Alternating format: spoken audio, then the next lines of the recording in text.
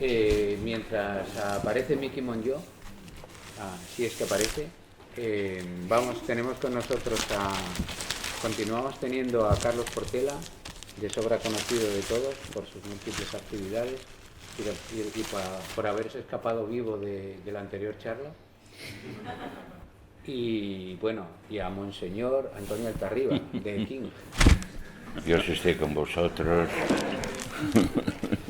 Que escribe éxito tras éxito del cómic español internacional. Sin parar. Yo siempre, a mí me da mucha envidia y asco, porque yo tengo muchas ediciones, pero él siempre tiene muchas más. Entonces yo he publicado en Corea, joder, ya llega a Corea, pues yo ya estoy en Taiwán. Pero me sigue de cerca el cabrón de él. Pero siempre me lleva un montón de tal. Y ahora es peor, porque además, claro, juega con ventaja ellos dos, porque pueden tener un montón de dibujantes trabajando como esclavos por ahí y ellos mirando como la cosa. Ahí está. Y no, pero tú le azotas a que en serio, claro, bueno, lo hablamos también. Enseña el libro que acaba de ser Sergio García. Sergio, si no le conocéis, acaba de llegar Miki Monjo. Hola. No aplaudáis por llegar tarde, que es algo que se suele hacer cuando eso. No. Miki, siéntate. Bueno, yo para que echéis un vistazo, como vamos a hablar del futuro, esta es la edición francesa que acaba justo de salir del libro que sacará Norma pues dentro de 3 semanas, ¿no? Entonces, os comentaré un poco de qué va, pero es que las imágenes son tan bonitas y eso que no me resisto. Os lo paso y os lo vais y no vais a... Atención que es mi ejemplar, o sea que las manos, ojo que luego van al pan. Es un ejemplar de sí. Oye, ¿cómo...? Hola, Miki. Hola, ¿qué tal? Te dejamos para el tercero por llegar el más tarde. Claro, ¿no? ¿Qué remedio? Y por edad. Y por edad, es verdad. Que, como siempre, preside al el ser de más edad. Viejo, claro. Pero mejor conservado. Sí, sí, más viejo, pero mejor conservado. Los 80 no se me nota. No se te dan. No. Aparte de ese libro que estáis manoseándome, ya os digo que con cuidado, yo también quería deciros que Antonio ha sacado más o menos recientemente que es uno de los mejores libros sobre teoría general de la narrativa del lenguaje del cómic que podéis encontrar. Fue su tesis doctoral, pero convertida en libro legible, y porque las tesis doctorales tienen lenguaje universitario, que es un rollo, pero este es de un escritor, y os recomiendo total y absolutamente. Además tiene bonitas ilustraciones. Gracias. Y si luego decimos algo también de eso. ¿Cómo fue lo de Sergio García? O sea, te divorciaste de King, te casaste con Keiko, te divorciaste de Keiko. Y ahora Sergio, ¿con qué especie? Bueno, pues es la trayectoria normal, ya sabes, de los hombres como somos, pues te divorcias, pasas un tiempo con uno y luego te buscas uno más joven. En tu caso cada vez es más joven. En mi caso es más joven, más guapo, más, no sé, vas buscando ahí alicientes. No, con Sergio teníamos ya un contacto. Sergio, si no lo conocéis, echar un vistazo a esas imágenes, porque es una persona que quizá en el mundo es conocido como ilustrador, quizá en el mundo del cómic, que también ha hecho cosas, pero igual no han tenido tanta relevancia. Pero a mí me parece que es un dibujante excepcional. Y los que siguen la cosa infantil es el de los 3 caminos. Por ejemplo, eso es.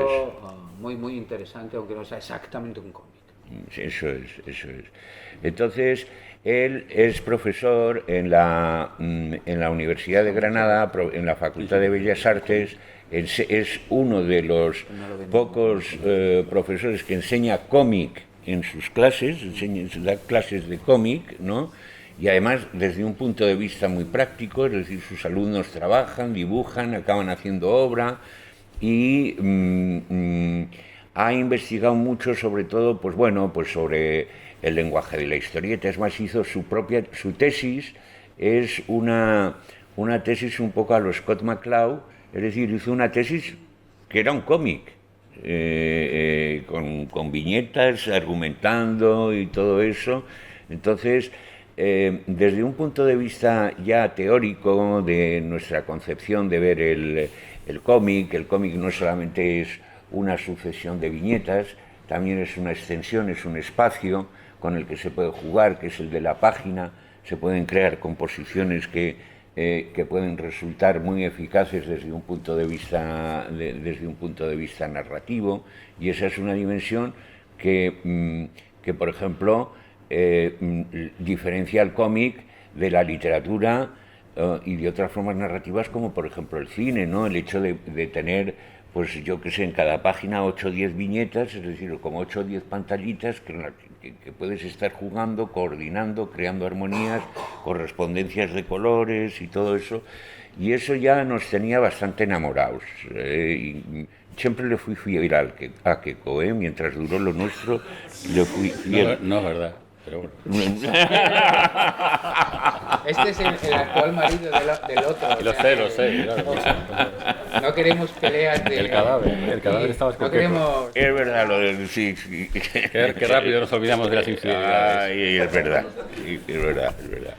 Bueno, pero... de hecho, sí que nos llevábamos tiempo, hicimos una pequeña experiencia que yo creo que no cuajó mucho con D-Books hace unos años, que se llamaba Cuerpos del Delito, y nos quedamos con ganas de hacer un cómic en condiciones, ¿no? Entonces teníamos muchas ganas y por fin encontramos, yo creo que un tema, nos costó un poco ponernos de acuerdo. Yo creo que uno de los agujeros negros que existen en este planeta y del que no tenemos grandes noticias, y yo creo que tampoco tenemos ningún interés en tener noticias de ellos, es la República Democrática del Congo. Este libro que está circulando por ahí se inicia en la República Democrática del Congo, que es uno de los países donde, por ejemplo, estadísticamente existe más violencia sexual. El número de violaciones que sufren sobre todo las mujeres, pero también los hombres, porque no es solo una forma de agresión sexual, sino también de humillación y de exclusión social. Es decir, desde un punto de vista, desde el momento que te violan eres un impuro, y entonces es tu propia familia la que te rechaza. Entonces, si eres una mujer y vives en el Congo, siguiendo las cifras, las estadísticas oficiales, que seguramente disminuyen, la realidad, te van a violar al menos 3 veces en tu vida, para que veáis un poco el porcentaje de violencia que existe en un país que es además extremadamente rico. Eso es sobre todo la fuente de su desgracia, y tiene todos los minerales que el primer mundo ha necesitado siempre desde que Bélgica lo colonizó en el siglo XIX, cuando empezaba la fiebre del caucho, que tenía mucho caucho y todo esto. Pues ahora tiene coltán, tiene tungsteno, tiene cobalto, tiene uranio, tiene litio, tiene oro, tiene esmeraldas, y la inestabilidad y la corrupción política hacen que,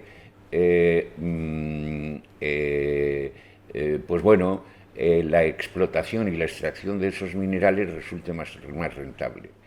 En un círculo que es, además, infernal y muy significativo de cómo funciona el mundo, son las grandes corporaciones mineras las que financian las guerrillas para crear esa inestabilidad desde un punto de vista económico, político, social, etcétera, que permita una exportación ilegal y a precios muy baratos de metales que no son, y de minerales que no son fundamentales en nuestra... y eso está ocurriendo ahora, en estos momentos. El protagonista de esta historia es un muchacho que empieza trabajando en las minas de coltán y luego es reclutado como niño soldado en la región del Kivu, que es donde se inicia esta historia, existen entre 20.000 y 30.000 cadogos, que es el nombre que reciben los niños soldados, ¿no? Entonces va a ser lo que se cuenta en este libro es la peripecia que a mí me parece que es la gran odisea de nuestro tiempo, que es la odisea de la emigración. Es muy curioso porque a poco que miremos un poco la aventura que ha llevado a todas estas personas que llegan o que intentan llegar a nuestras costas, vemos que han pasado meses, a veces años, atravesando África, sufriendo todo tipo de penurias, siendo atracados, siendo atacados, siendo violados, siendo vendidos como esclavos, y esa peripecia la hacen en busca de un hogar, como Ulises, por eso digo que es una odisea, un hogar que no es el hogar al que quieren regresar, sino es el nuevo hogar que quieren construir porque tienen, como el libro se titula, un paraíso montado en su cabeza, que es el que les impulsa a atravesar todo esto, aparte de, naturalmente, la huida de unas situaciones realmente infernales e imposibles, ¿no? Dejan de tener el infierno y van en busca de un paraíso, y eso es lo que les moviliza. Una de las cosas con las que me he encontrado, es muy curioso, es que cuando he comentado el tema de este libro, me he encontrado a muchos amigos y a mucha gente al que se lo decía y dice, pues ese libro no lo leeré porque es muy duro. Sí, iba a decir yo, o sea, y pensabais que el mío era mal rollo. Es un libro que es efectivamente hay de todo, porque también hay historias de amor, hay humor, hay todo eso, pero claro, es evidentemente que, claro, ya el contexto en el que os sitúo, os podéis imaginar que hay situaciones realmente duras y violentas que no queremos mirar. De hecho, la prueba yo creo que está en que que es uno de los fenómenos, yo creo, más significativos de nuestro mundo y de nuestra sociedad, lo tenemos externalizado. Es decir, no queremos saber nada, que se ocupe Marruecos, que se ocupe Turquía, que se ocupe Túnez, que se ocupen todos los países del norte y que nos resuelvan el problema, y que ni siquiera tengamos nosotros la mala conciencia de que esa situación de la que ellos huyen y que a nosotros nos está beneficiando, y que de alguna manera somos responsables, luego no queremos tener ninguna responsabilidad con todas esas personas que llaman a nuestras puertas. Y entonces hemos querido con Sergio, desde el punto de vista narrativo, poner el foco en este fenómeno que, a pesar de que llama insistentemente a nuestra puerta, a pesar de que los ecos llegan en los telediarios, en los noticiarios y todo eso, pues no sé, no lo queremos mirar, muy de frente. Todo eso transcurre en un África magnífica, con unos paisajes a los que Sergio les da una... Y Lola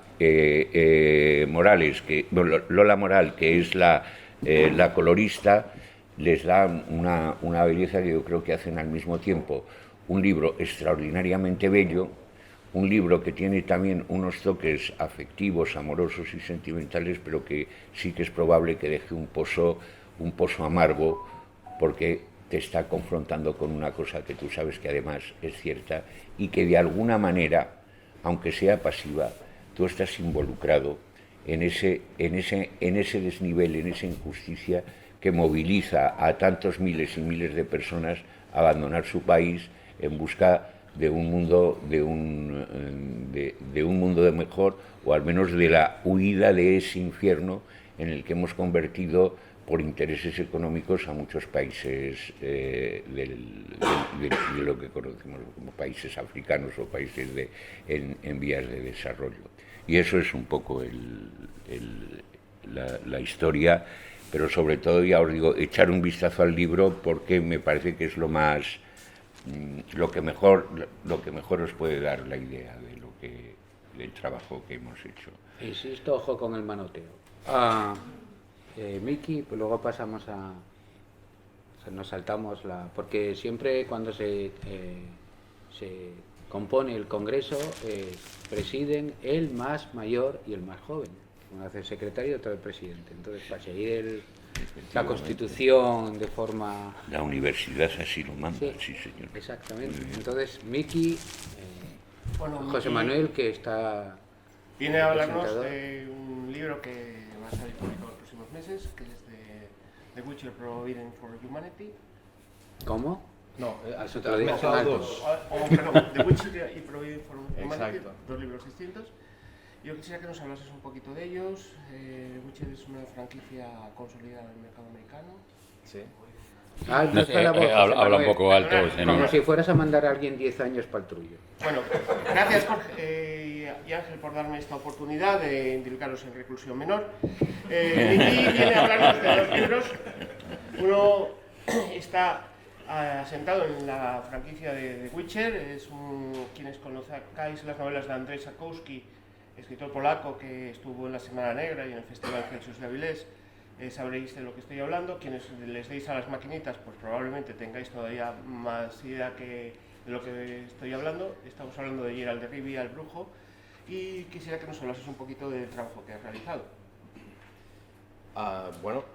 Espero no deslucir la charla después de la fantástica charla que ha dado aquí Antonio, que habla fantásticamente y me ha interesado un montón. Estaba absorto escuchando lo que... Pero a ver si tú nos decías. animas un poco, ¿eh? Claro, pero por eso te decía, ahora venimos de un tema profundo y duro, yo os voy a hablar de cosas un poco más en el nivel del entretenimiento, ¿no?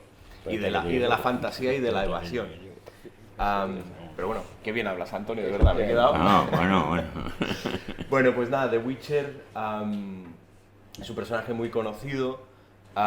Yo, de hecho, cada vez me pasa más con la edad que consumo menos entretenimiento, quizá porque estoy un poco saturado también de productos de consumo, ¿no? Al final yo empecé a leer cómics como forma de evasión, seguramente, intentando huir de una realidad bastante monótona y bastante aburrida. Y hoy en día mi vía de escape es más salir a pasear, cosas mucho más mundanas. Entonces no estoy tan puesto en el entretenimiento. Con esto lo que quiero decir es que me ofrecieron dibujar al personaje de Geralt de Rivia y yo lo conocía porque habían hecho una serie de Netflix y tal, pero fue mi novia la que me dijo: Geralt, es guapísimo y además es Henry Cavill en Netflix y tal, y me he leído los libros. Estoy en un punto de mi vida peculiar porque yo siempre había sido el friki y ahora resulta que mi novia es mucho más friki que yo. Así que fue ella la que me convenció, me dijo: esto tienes que hacerlo. Y dije: bueno, si tú crees que lo tengo que hacer, pues lo voy a hacer. Y nada, al principio me propusieron, fue el equipo de Polonia los que manejan todos los derechos de la obra de Sapkowski, que me ofrecieron hacerlo. Yo acababa de tener una hija y estaba en medio de un álbum que no tenía fechas de entrega. Me pagaron un poquito más de lo que estaba cobrando por el otro álbum, me prometieron que solo era un número, después se convirtieron en 2, después se convirtieron en 4, pero ya había dicho que sí, así que no me quedó otra que parar todo lo que estaba haciendo y aprovechar para hacer 4 álbumes de The Witcher, que fue un trabajo muy divertido, sin ningún tipo de trabas ni de problemas por parte de los editores ni del guionista. Todo les parecía fantástico, todo les gustaba, no había prácticamente correcciones, pagaban a tiempo. Sí, uno de esos trabajos donde no hay, pasan una vez de vez en cuando, pero no hay absolutamente ninguna queja. Fue divertido y fue sobre todo porque al final, más allá del personaje de Witcher, etcétera, al final los protagonistas son un dúo muy arquetípico de héroe serio y algo atormentado y un secundario que aporta un poco el tono más de alivio cómico. Y entonces en ese binomio tan conocido y tan estereotipado yo me encuentro muy cómodo, porque puedo jugar a eso, a los héroes por un lado y a la comedia por otro. Entonces fue muy divertido. Y la otra obra de la que hablábamos, Providing for Humanity, está guionizada por Sylvain Rumberg. Sylvain Rumberg, adaptación de texto de Cixin Liu, el escritor de ciencia ficción chino. Esto fue un proyecto un poco extraño porque lo mejor de cada casa fue seleccionado por los chinos o ¿cómo fue esto? Porque por lo que se me dijo, esto fue un proyecto en el que se buscó a diversos equipos artísticos de todo el mundo para que adaptase varias obras de Cixin Liu. ¿Y cómo fue esa relación? No sé si os marcaron algo desde China o se habló con autores y editores franceses que hiciesen de intermediarios. Claro, la idea era que los chinos querían empezar a construir pues, su propia industria del cómic, ¿no? Ya tienen una pequeña industria, pero lo que quieren hacer, pues como han hecho otros países asiáticos, supongo como Japón hizo en su momento, Corea está haciendo ahora, una exportación cultural que hace que de repente Occidente, ¿no?, se fascine por tu cultura y eso se traduce muchas veces en un beneficio económico para el país, en una mejor imagen internacional. Entonces, lo hemos visto por ejemplo con los países árabes y el fútbol, ¿no? Es una forma al final de abrirse al resto del mundo. Y bueno, a veces blanquear un poco también la imagen, pero eso ya es un fregado en el que no me voy a meter por lo menos aquí. Entonces, China... pues lo que ha hecho ha sido traer editores de Francia que un poco les guíen en el oficio y les den carretera un poco para entender un poco cómo funciona el mercado del cómic. Y esto era un equipo de editores chinos que habían comprado los derechos de la obra de Cixin Liu, que es un señor que ha vendido, no sé, 100 millones de libros, que además ahora... dentro de la ciencia ficción está considerado como uno de los mejores escritores vivos. Y a nosotros el proyecto que nos tocó fue adaptar todos los relatos cortos de este señor a una colección de 16 álbumes, creo que sacaban de 4 en 4, con 4 meses de separación entre tungada de álbumes. Y sí, fueron 16 equipos internacionales de guionista y dibujante de todo el mundo. Y a Sylvain le ofrecieron 3 relatos, creo. Y bueno, Sylvain y yo llevamos ya trabajando muchos años, nos conocemos mucho y tal, y nos entendemos muy bien. Yo ya había leído la trilogía de los 3 cuerpos, que es el máximo exponente de la obra de Cixin Liu. Como apasionado de la ciencia ficción, me encantó. De hecho, me la volví a leer otra vez. Y cuando me ofreció lo de los relatos, pues claro, tuve que decir que sí. Entonces fue una aventura. No fue tan ¿cómo decirlo? Tan previsible y sin sobresaltos como lo de The Witcher. Y bueno, creo que ahora Ángel nos va a hablar de Carlos. Sí, luego ya interactuamos para que, a ser posible, lleguemos a las 2 hablando. Bueno, estando yo en la mesa será difícil que no. Pero no, a ver, Carlos, antes de empezar a hablar de Esther... Sí. Deberíamos rematar un poco la faena que nos dejaron, ese centro a gol al punto de penalti que nos hicieron estos chicos. Vamos a entrar a ver si rematamos para adentro, ¿no? A lo Puyol. Digamos que son Xavi y nosotros vamos a ser Puyol. Coño, has hecho una historia del mal, probablemente del mal, la expresión del mal más visual en la sociedad actual. Si dices en qué se centraría el mal, cómo lo vemos, son tus personajes, o lo que representan, tus personajes en este libro. Que es un libro muy especial porque yo creo, pensándolo has estado trabajando siempre con grandísimos dibujantes, pero muy cercanos a ti, casi hasta físicamente cercanos en el espacio y que os conocíais de mucho tiempo y tal. Pero ¿con Keiko no tenías una relación, yo creo, tan... Bueno, de amistad sí. O sea, lo que pasa es que, bueno, cuando estábamos en Madrid quedábamos de vez en cuando y tal, yo por el trabajo en la tele y tal, pero sí, es verdad que no nos veíamos tanto como Entonces te planteas esta obra que es muy, muy ambiciosa. Todas tus obras son muy ambiciosas en el sentido de impresiones de la isla. Joder, vaya marcianada en el momento ese de Camaleón, si tienes en cuenta lo que estaba haciendo el cómic español, ¿no?, en ese momento. Y la cuenta atrás también. ¿Por qué? Porque es una obra política en un momento en que no se hace cómic político prácticamente en España. No, de hecho me llaman a capítulo después de que sale la primera parte y hago las declaraciones en la Semana Negra y me llaman al capítulo diciendo que es esto que ha salido en El País, de que aquí manipulamos y tal. Le dije, pues si me echáis, ya evidentemente estáis sancionando lo que yo acabo de decir en el periódico, o sea que sí. Y saltando, ¿no? Porque has hecho muchas más cosas, pero de esta enjundia, digamos que... Entonces, tu tercer libro, en este que yo estoy contando, que es el tercero, porque has hecho las aventuras de Esther, toda esta historia de la que hablamos ahora el próximo, pero caray, o sea, eso, te centras en el mal absoluto y vas a situar y vas a hacer lo que da la impresión, ¿no? Que comentabas un poco antes, pero aclaro un poco más.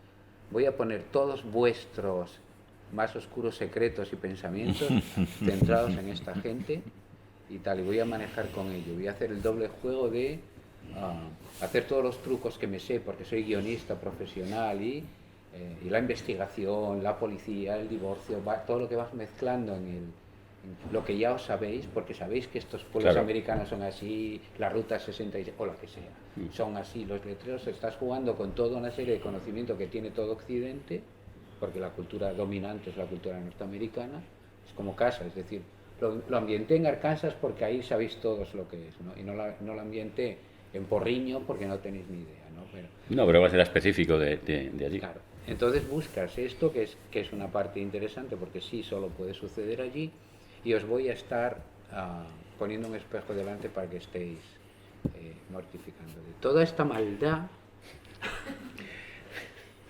sí me gustaría que lo contases un poco más, porque estamos uno de los dos, probablemente los dos libros más importantes del que han salido, o que están saliendo, bueno, el tuyo tiene unos meses, pero es esta temporada, que van a estar saliendo en España, lo cual ya es una cosa, bueno, no están saliendo en España, pero no importa, son hechos aquí, ¿no?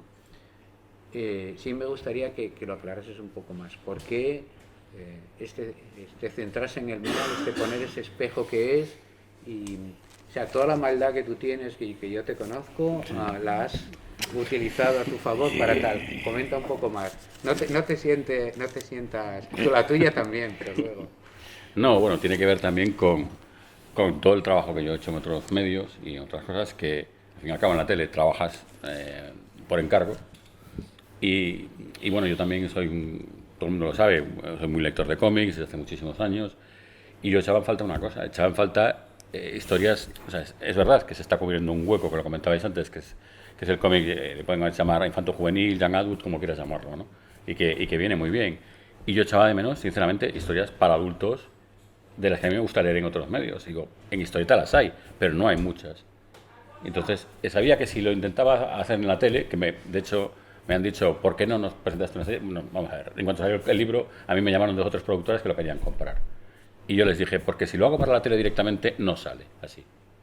Porque ya me conozco el percal, o sea, yo son 20 y tantos años currando con ellos, y sé que empiezan los cambios, empiezan las peticiones, empiezan los filtros, etcétera, etcétera, etcétera. Entonces dije, no, yo quiero hacerlo con mi colega, con Keiko, y hacer lo que a nosotros nos dé la gana. Y luego a partir de ahí lo destrozáis, si queréis, que es lo habitual. Y lo ablandáis, que sería... Bueno, sí, o lo hacéis más digerible o para que lo que sea, bueno, lo que toque. Y si es que más es que a veces, ¿sabes? En este tipo de procesos, a mí me pasa que te aprueban los guiones, llegan a los Estados Unidos, los aprueban y tal, se graban y luego de repente cambia el ejecutivo, vuelven a cambiar de dicho y dices, ¿de qué ha servido 2 años de proceso si total llega el tipo de turno que no se ha enterado de nada? Y te dicen, no, esto mejor lo vamos a colocar aquí. Y dices, ¿por qué? Por mis santos huevos. Y ya está, o sea, funciona así. Entonces, o lo asumes o dedícate a otra cosa. Entonces, yo sé que en ese sentido el cómic es un medio muchísimo más libre.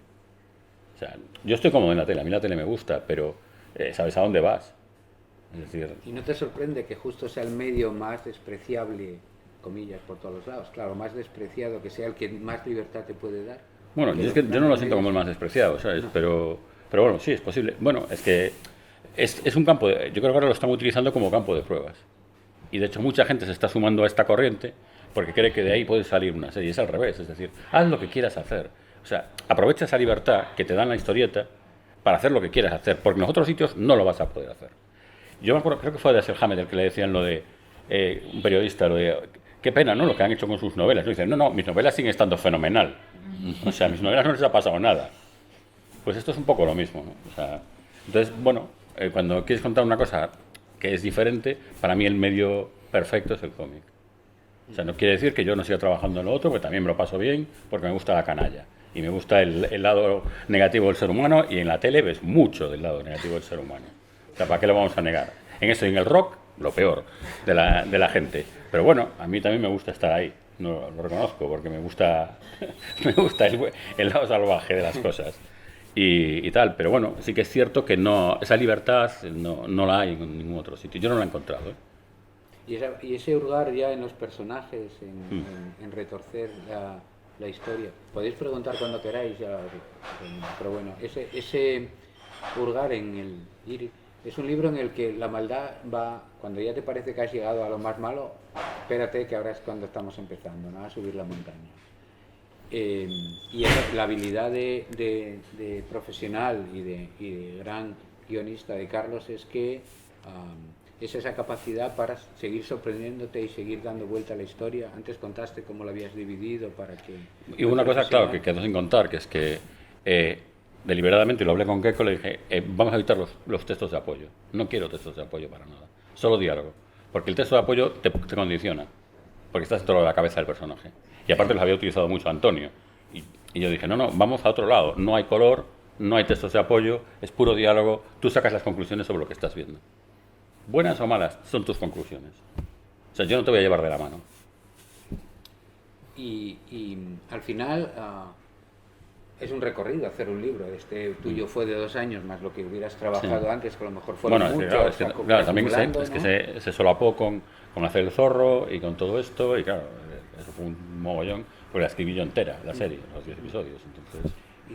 Pero bueno, eso, que es un recorrido, siempre que haces un libro así en el que te juegas la vida, pues, en el sentido más literal, porque claro, si no sale bien son 2 años que habéis perdido a todo nivel. No, y bueno, y aquí había otro peso, que es este señor, claro, que dices, mira que coque bien con Antonio, viene como el siguiente cagada, ¿sabes? Que parece una tontería, pero a mí sí me pesaba. O sea, yo se lo contaba a Antonio y yo hemos hablado, que dices, sí, heredas esto, pero claro, lo heredas aquí arriba, y a ver qué haces tú con el siguiente, porque... Sí, esos 2 años, ¿qué te aportaron? Es decir, tratáis un tema, digo, vitalmente, ¿no? Aparte de profesionalmente, lo veremos y todo esto, pero ¿qué te va aportando? Porque es un camino que emprendes, la gente cree que se pone, no es un poner un guión ahí y empezar una... No, aparte, vamos, yo en este caso se fue construyendo, o sea, había la sinopsis esta larga, pero se fue construyendo, aprendes también mucho de cómo eres, de cómo ves la vida, de cómo ves las cosas, y claro, yo ahí, en este reconozco que me di cuenta de que podía llegar a sitios donde no había llegado antes escribiendo. Es la primera vez que de repente dije, esto se parece a lo que tenía en la cabeza. Es la primera vez que me ocurre con un TVO. Que digo, sí, esto está muy cerca de lo que yo quería contar. ¿Porque te atrevías o porque tenías más técnica? Yo creo que es una mezcla de todo. ¿Sabes? De que, bueno, pues a lo mejor son muchos años y a mí me ha costado pues, casi 30 años llegar aquí y digo, ahora sí que creo que empiezo a saber lo que quiero, ¿sabes? Cómo lo quiero contar y que lo que tengo en la cabeza realmente se plasme tal cual. Porque la sensación que tienes siempre es cuando terminas, o sea, yo de hecho las series ni las veo, ¿sabes? Bueno, aparte porque las veo en postproducción 50 veces, pero ya cuando se emiten es que ni me acerco a ellas con un palo, ni a los TVOs tampoco, ¿sabes? Yo no los vuelvo a leer porque me deprimo. Entonces, de hecho, cuando fue la reedición de Gorka, que hicieron una reedición cojonuda y toda la historia, Sergi y Fernando me decían, pero ¿cómo has escrito lo que has escrito? Diciendo, ¿cómo es que pidiendo perdón por haberlo hecho? Y le dije, tío, pues que lo he vuelto a leer y digo, me dije mi parte, y está mal, el episodio 2 está mal, o sea, no está bien contado, ¿sabes? Entonces, bueno, ¿le decimos algo? Sí, que hablemos de Esther. Vale. Y bueno, en cuanto a lo de Esther, se da una circunstancia muy triste, y es que Pura se empieza a poner mal, cuando hacemos la primera novela, porque, bueno, después del problema que salen las historias con Navarro, en las nuevas aventuras, funciona sorpresivamente mucho mejor de lo que esperábamos. No, ni de broma esperábamos que fuera el éxito que fue, superando los 50.000 ejemplares de venta y estas cosas. Y bueno, Glenat implosiona, por decirlo así finamente, y claro, dices, nosotros nos negamos a darle el álbum cuarto, porque sabíamos que no íbamos a cobrarlo, porque ya de hecho nos debían la segunda reimpresión del integral, y nos llamaban de Espasa para hacer una novela. Yo nunca había escrito una novela, ni un relato, ni nada. Entonces escribo la primera novela en menos de un mes, porque no tenía mucho más tiempo para hacerlo, y la segunda la escribí en 17 días, que creo que encima es mejor, hay que joderse. Y bueno, la cosa es que Pura se pone mala, y bueno, pues habíamos hablado de cómo acabar la serie, teníamos muy claro. Yo le dije, mira, ¿te parece bien que lo hagamos así, así, así? Perfecto, y tal. Bueno, ella no puede ya casi dibujar, y dije, bueno, pues haremos una tercera novela y se acaba. ¿Qué ocurre? Que la caída es mucho más en picado, se muere, y sinceramente a mí se me quitan las ganas de hacer, ¿sabes? Porque la relación con ella fue estupenda desde el primer día, ¿sabes? Yo conviví mucho con ella, con Paco, incluso con Paco, con su hijo. O sea, fue más allá de un trabajo, ¿sabes? Nos hicimos amigos, hablábamos de muchas cosas. Yo cuando ellos se trasladaron a Madrid los iba a ver y toda la historia. Y a mí, de verdad, es que se me quitaron las ganas de escribir Esther. Porque dije, no, porque me la va a recorrer todo el rato y aunque sea la misma historia y tal. Y bueno, pues tuvo que pasar un tiempo y fue la existencia de Vicente y yo le dije, ya, pero si Paco, su hijo, tampoco quiere, yo no... Y aparte tendríamos que encontrar una dibujante, ¿sabes? Porque yo creo que esto lo tiene que dibujar una dibujante y no sé... Y es un trabajo muy complicado para la persona que asume el encargo, porque tienes que ser tú, pero al mismo tiempo es una serie que tiene 30 años de historia, 40 años de historia, y que tienes que respetar al público que la ha seguido todos estos años y darles lo que esperan, tanto visualmente como en el caso de la historia. O sea, yo con Pura esto lo hablaba, yo decía, evidentemente los personajes no piensan como pienso yo, piensan acorde a la serie que vosotros construisteis. Yo me he considerado siempre, y está en los prólogos, en Esther un invitado de excepción, es decir, ¿sabes? Los creadores eran Pura y Philip se murió, queda Pura, pues yo vengo aquí a ayudar, ¿sabes? No... Y claro, evidentemente para mí era importante porque me encanta la historia del cómic español y esto era la oportunidad de cerrar la historia de uno de los grandes personajes del cómic español, ¿sabes? Y encima de los pocos que había para público femenino. Entonces a mí fue como, hombre, claro, ¿cómo voy a decir que no? Estaría loco si no lo hiciese. Me parece un honor. Y ahora con lo del final y tal, claro, nos encontramos con una paradoja, que es que en realidad lo que ocurre argumentalmente es el primer libro, es el que ha reeditado Dolmen, luego tendrías que leerte las dos novelas y luego vendría esto. Entonces tenía que hacer una especie de pirueta y en las 30 primeras páginas la historia arranca en media res, pero al mismo tiempo intento medio contar las dos novelas para que si no te quieres leer las novelas te puedas sumar a la historia y llegues al punto donde, bueno, va a pasar lo que va a pasar. Y lo que yo había quedado con ella, que hay una cosa que yo se la conté a Neke y me dijo, ¿en serio pensasteis esto? Y le dije, Purita era muy punky. Lo que pasa es que la gente no lo sabe. Pero sí, o sea, yo creo que hay una sorpresa que la gente no se va a esperar ni de coña que pase y ya está, pero bueno. ¿Y cómo ha quedado el libro? Pues hombre, ya que va a salir, cuéntanos. Está muy avanzado y bueno, hay algún elemento también sorpresivo narrativamente porque nosotros jugamos mucho con el tema flashbacks, los colores. A mí me gusta mucho aprovechar precisamente la fotomecánica y todo el tema de Bruguera para utilizar los flashbacks como la gente los había leído y aquí volvemos a hacer una cosa y bueno, pues aquí incluso directamente hemos metido un número de Lili en medio del TVO, porque yo le dije a Neke, coño, y si ella tiene un sueño con la historia de sus hermanas, sus mismas hermanas, y le mandé el número 1 en el que había aparecido Esther, fotocopiado, que yo lo tenía, y le dije, vamos a hacer esto, tal cual, con póster y todo. Y me dijo, hostia, qué locura. Y dije, vamos a ir. O sea que, claro, es metalenguaje puro. Pero es que estas cosas, yo cuando las hablaba con Pura, a mí una de las cosas que me gustaba trabajar con ella es que era, vamos, ¿sabes? Es decir, cero miedo a nada. Y era maravilloso, ¿sabes? Porque tú puedes pensar, alguien que viene de los años 60, de un modo de trabajo, ¿sabes? Como muy de estudio antigua. No, esta señora era increíble. O sea, es que mira, es que me pone el... Sí, porque, claro, todo era... ¿Y por qué no más? Y oye, cambiamos las tipografías, que hasta en Glenat nos decían, pero ¿cómo vais a hacer la de los flashbacks? Que sea tipografía mecánica. Y digo, porque era la de Bruguera, tíos. ¿No entendéis el juego? Pues bueno, así. Oye, saltando a Antonio, y ahora cuando engañes ahora o te cases, ¿con quién te vas a casar ahora que engañarás a Sergio? Sergio ya sabe que tú tienes la vida contada con tus parejas. Estoy disponible. Estoy buscando, a ver, no sé. ¿Pero estás buscando a persona o historia? Estoy un poco con las dos, porque tengo varias, tengo algunas historias que tengo un poquito perfiladas y me gusta primero, yo creo que Carlos también trabaja bastante en el tema de la documentación y todo eso antes de meterme y antes de tomar la decisión de ponerme a escribir una historia le doy muchas vueltas, incluso hay veces que después de haberme documentado, de tener ya un esquema narrativo bastante claro, la desecho, pues porque, no sé, al final no me acaba de convencer, o que veo que se puede ir por derroteros que no me convencen mucho, un poco peligrosos. Y ahora estoy en esa fase, que es eso, de búsqueda, de disponibilidad, pensando, para mí es también muy importante la elección pensar en el dibujante, en la pareja con la que me voy a relacionar, es determinante. Yo creo que con Sergio,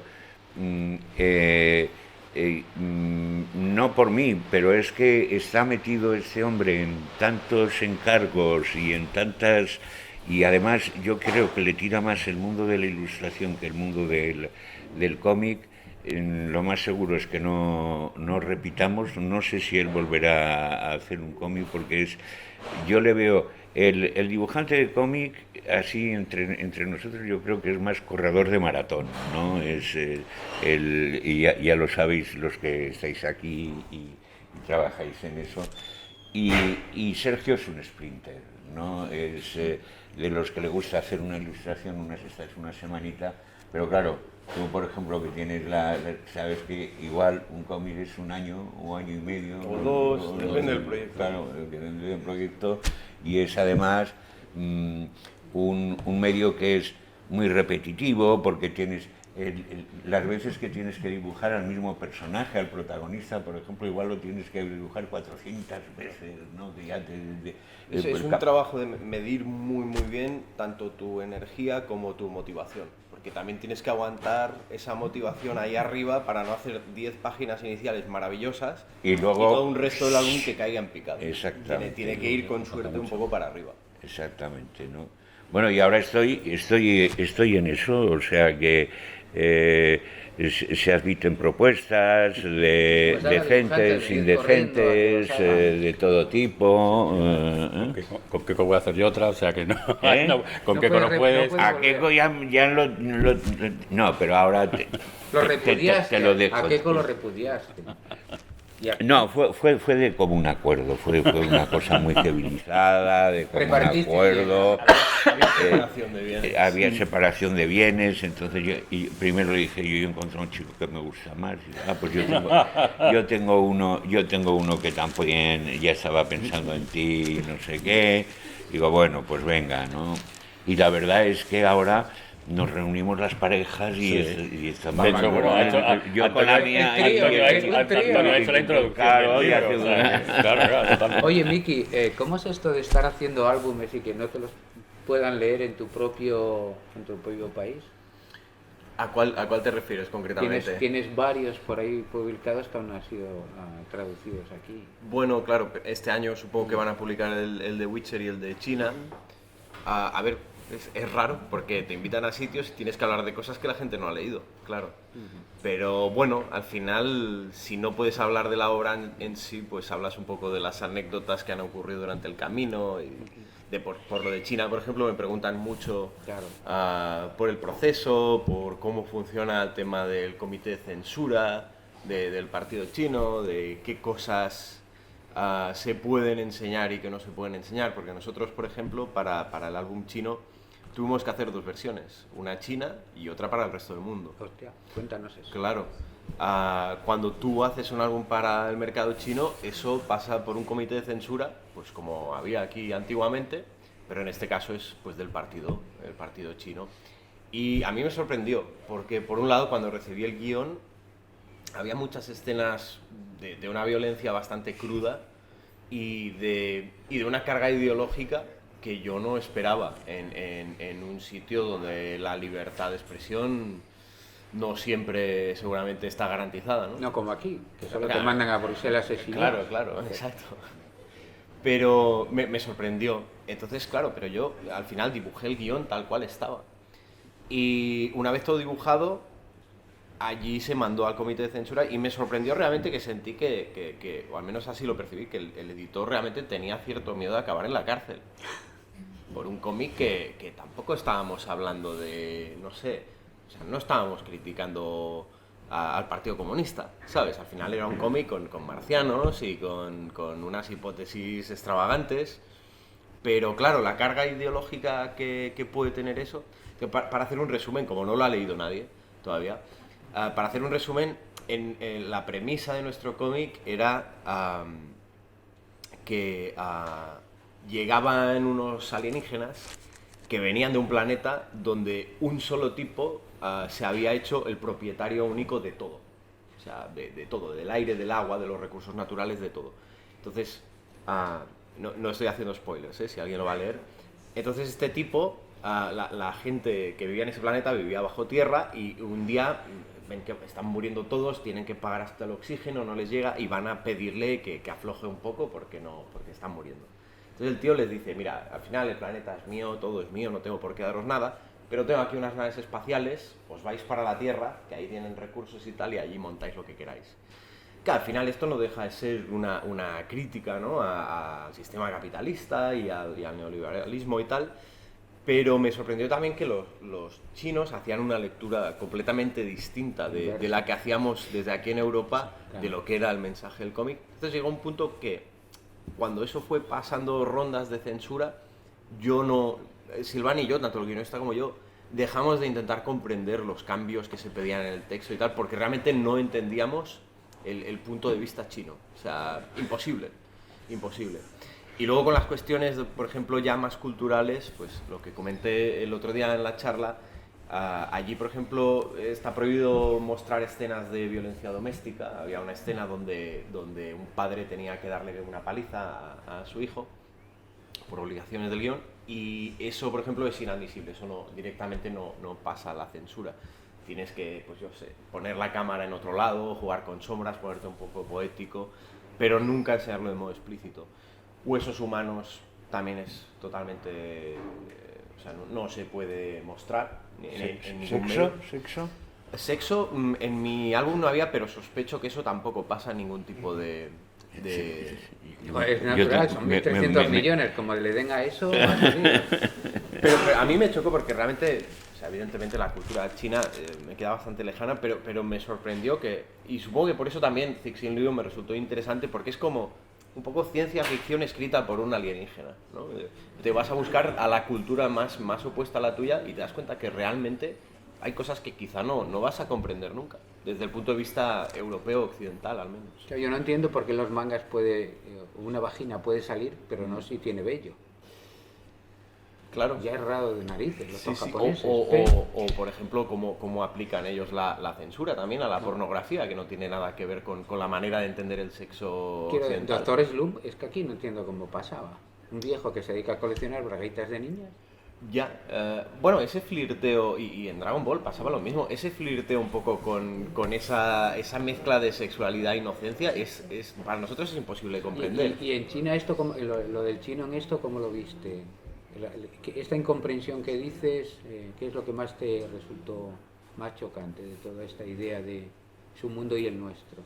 Bueno, un poco lo que comentaba, ¿no? De no ser capaz de entender qué punto de vista tienen, o sea, que cómo entienden ellos del choque ideológico. ¿Cuál era o sea, la coherencia de todo ello, por ejemplo? ¿En qué sentido? Si era coherente la censura No, para mí no. punto de vista Para mí no, claro que no. para ellos, ¿no? O sea, pero claro, yo entiendo que lo que ellos hacen al final, el Partido Comunista, pues imagino que lo que hace es protegerse de cualquier principio de ataque ideológico. Pero desde tan pronto que yo no alcanzaba a llegar de cómo esto puede ser malinterpretado como para ser una crítica, ¿no?, al sistema comunista. No lo entiendo. O sea, una cosa es decir, el comunismo es una mierda, o el partido da asco. Eso lo entiendo. Pero empezar a cortar tan de raíz a cualquier cosa que se pueda interpretar como una crítica. Otro ejemplo, en el álbum, claro, el dinero físico, los billetes tenían pues, un simbolismo importante, ¿no? Sobre todo cuando estás haciendo un álbum donde se habla de la escasez de recursos, de quién se los queda, de si es lícito acumularlos o no. Y pues como el álbum sucedía en China, todos los billetes que aparecían, que eran muchos, todos los billetes que aparecían en el álbum a lo largo de 120 páginas eran billetes chinos. Cuando terminé todo el álbum me dijeron, el billete chino fuera. O sea, fuera de todos lados. Invéntate un billete, pon tu cara si te apetece. Unos mortadelos. Pero aquí, claro, no nos critiques la moneda y desde luego no critiques al dinero cuando hemos puesto en nuestros billetes las caras de chinos ilustres. No sé, toda una serie de cosas que yo no me esperaba para nada y que me resultaron chocantes, tanto a nivel cultural respecto a la violencia como respecto al nivel ideológico, que me pareció muy rebuscado. Y, perdona, entonces, ¿habéis hecho 2 versiones? Sí, sí. Hay la versión china y para el resto del mundo. ¿Y el gobierno chino no teme o lo tiene muy controlado que la versión del resto del mundo llegue allí? No llegará. No llegará. No llegará. Lo tienen súper controlado de que eso no va a llegar. No llegará y si llega alguno, pues algún señor chino tendrá en su casa un álbum europeo y verá las diferencias y dirá, muy bien, ¿y qué? ¿Qué va a hacer con eso? No, claro, no, ¿qué va a hacer? Va a decir en la prensa, oye, nos están dando 2 versiones distintas. Eso tampoco va a llegar a la prensa. Y si llegara, el resto del mundo diría, ¿y qué? O sea, ahora mismo yo creo que estoy generalizando mucho y tampoco tengo tanto conocimiento del clima que hay allí. Pero creo que están simplemente centrados en el desarrollo económico y mientras allí la clase media, año tras año, se vaya enriqueciendo, el resto da un poco igual. Es un poco como pasaba aquí igual en los años 70 y 80, ¿no? Mientras la gente vaya ganando más dinero, bueno, nada importa tanto. Es cuando llega los momentos de crisis económica, cuando se empieza a alborotar el patio. Y allí, como ahora mismo, pues en 30 años el país ha pegado un salto económico descomunal, pues están en comprarse una casa para veranear, supongo. Y un Ferrari. Claro. Es que el desarrollo económico de China es que es descomunal. Y aunque se infiltrase 1 millón de álbumes de Mickey europeos, son 1.300 millones, no se entera nadie. Claro. Que cuando lo tienes que pensar, es que no es pensable para nosotros, porque nos parece un país muy grande, es nuestro que tiene 40. Claro. Pero hay un poco de esta idea no tan clásica de la ciencia ficción social del control ideológico, ¿no? De que el partido, que al final, a ver, pasa en todos los países, ¿eh? No quiero centrarme en China y desde luego pues, tampoco es una crítica porque es así, pero un poco ese control del discurso ideológico que se tiene que dar del Estado, porque a veces plantas pequeñas semillas de subversión y no sabes cuál va a crecer, de repente algo que como pasó en Rusia, por ejemplo, hace años con las Pussy Riot, ¿no? Que cantaban en una iglesia y tal. Esas chicas fueron a la cárcel todas, a una la mandaron a Siberia, la otra está exiliada. O sea que al final es que cada país tiene lo suyo, nosotros también lo nuestro. Tenemos a es más por ahí fácil verlo dando de vueltas. fuera. Tenemos nuestros exilados por ahí dando vueltas. Sí.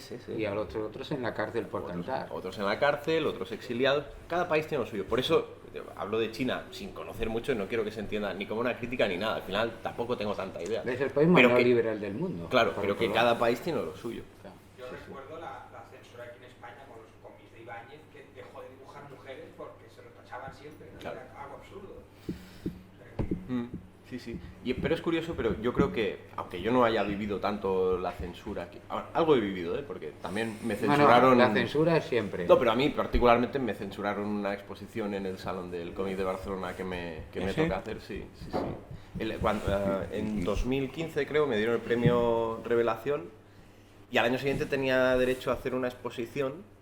Es que mira si son... Bueno, tenía derecho a hacer una exposición y yo he hecho muchos años de dibujo al natural, de modelo, pues gente desnuda, ¿no?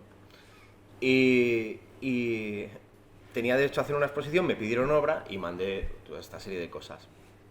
Y al día siguiente de montar la exposición, estaba yo durmiendo, me llaman y me dicen, oye Miki, que hemos tenido que descolgar 3 de tus obras porque había vello púbico. Y yo que estaba muy dormido, en mi cabeza, como no entraba el tema de la censura, yo pensé, pues que no sé, que alguien había pegado pelos. o que yo qué sé, o que el marcador que tenía que poner los. Claro, que se había animado viendo señoras desnudas, y igual el señor. Sí, obviamente. Claro. Porque no me entraba. Y no, los hemos tenido. Y yo pensé, colgué y dije, pues esto es rarísimo. O sea, como que había pelo púbico en mis obras. Y después pensando dije, hostia, claro, son gente desnuda, pues coño, claro que hay. O sea, pero está dibujado. y claro, me descolgaron 3 obras. Y luego volví a llamar y dije, pero a ver, ¿pero cómo que me habéis descolgado 3 obras de unas. Pero además, dibujos de. O sea. la cosa menos escandalosa del mundo. O sea, dibujos al natural que podían estar colgados en casa de una abuela cualquiera, ¿no? No era nada obsceno ni nada, desde luego. Y me dijeron, no, porque, claro, resulta que alguien se ha quejado, sabían perfectamente quién era, o sea, alguien con cierta influencia política y, bueno, y eso, y acto seguido, pues se montó un pitote, porque yo lo que hice fue, no me gustan ni las escenas ni los linchamientos ni nada, pero lo escribí en mis redes sociales y dije, pues chicos, si vais a ver mi expo, pues veréis la mitad, porque me han censurado. Es que hay niños y los cómics son para niños. Claro. Entonces, Y acto seguido, pues empezó a haber un movimiento de vamos a boicotear el salón, y yo dije, no, yo solo os informo, de cada uno que haga lo que quiera. Y luego la organización se echó para atrás, empezaron a llamarme de medios, de periódicos y tal, yo intenté no decir nada, porque tampoco tenía ganas de hacer más bola del asunto, pero al final las volvieron a colgar. Ahí están, sí. Ya ves tú, unos dibujos que no tienen ningún tipo de... natural de toda la vida. Pero bueno, que todo esto para decir que nosotros también tenemos lo nuestro, incluso en pequeñas cosas aparece alguien al que ver gente desnuda le parece obsceno y tú te quedas sin exposición. sí. Y esto enlaza, claro, es que el cómic como es para niños, y el salón del cómic, lógicamente, la población infantil que va es numerosa, llevan a los colegios los 2 primeros días, pero bueno, para entrar tienes 18 clases de críos de 6 o 7 años. Y cuidado, al que principio. me sigue llamando muchísimo la atención que el problema fuera el vello. Porque están acostumbrados a la cultura japonesa. Claro. Ya, o sea, con el ramen te viene el Claro, o chip sea, de 5GS. Un cuerpo desnudo, había genitales, había pezones, pero el problema era el vello. Sigo sin entender muy bien. Porque donde hay pelo hay alegría, muchachos. Ya. Entonces, siempre tiene... Y bueno, y volvemos a eso, es que todo es tan extraño y tan circular, ¿no? Como tus personajes anteriores y ¿cómo vamos de hora? No quiero más, no quiero ser objeto de... Vamos cerrando. Pues agradecer mucho... Bueno, ciérralo tú, José Manuel. Pues muchas gracias por habernos acompañado. Os hemos engañado porque esta presentación no tendría que haber sido solo de obras que van a salir, porque también hemos hablado de Contrition, que es una obra que ya la tenéis en las librerías. Pero ha sido culpa mía, que me he dedicado Es culpa de Ángel, como siempre, todo lo bueno y todo lo malo. Esto último, fundamentalmente. Hemos descubierto también las alegrías del pelo de Miki. Y Antonio, pues encima nos ha regalado el ejemplar de Ángel. Sabéis que... Ya lo estáis devolviendo. Y con esto, sin antes Fabuloso. deciros ¿Quién lo que tiene? estéis atentos a los próximos meses Vale, en las librerías. vale. Saldrán publicados sus libros. Yo creo que ha sido una primera toma de contacto y que, bueno, el año que viene, pues que os los firmen y os los dediquen. Y les despedimos con un fuerte aplauso. Muchas gracias por estar.